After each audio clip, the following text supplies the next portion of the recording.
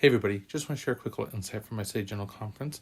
I was listening to the October 1930 General Conference, and Charles W. Nibley, who was the second counselor in the first presidency, was speaking. His talk was rather short, but it was really, felt timely.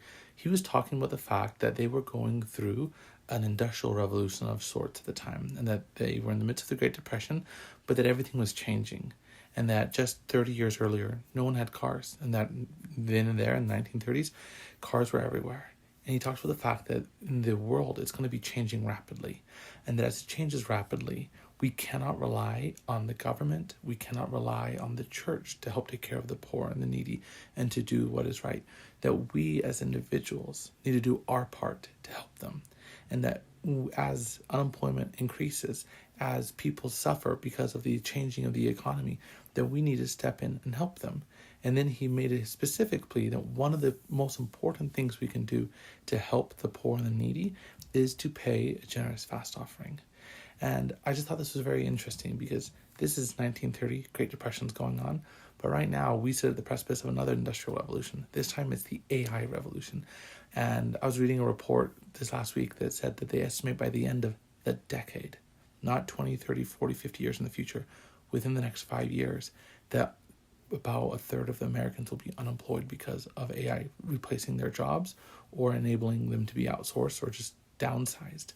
And we're going to face a crazy time, just like the people back in the early 1900s who were driving horse and buggy, who had all these other forms of transportation when the car was introduced.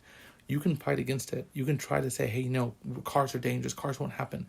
But eventually they will come. And eventually they will displace jobs. And eventually people will have their entire lives shattered. And in those moments, President Nibley talked about the fact that we should never look at someone who's unemployed and demean them for having lost their job, because we don't know the story behind it. He then said, if a man loses his job and chooses not to go into work and chooses to abstain from working, that man is in the wrong.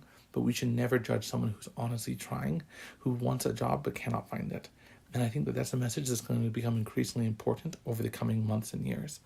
And I just think that as we approach this AI revolution and we approach all these changes, that it's so important that we go back and as we listen to the words of the prophets and apostles, we can glean information of how we should act.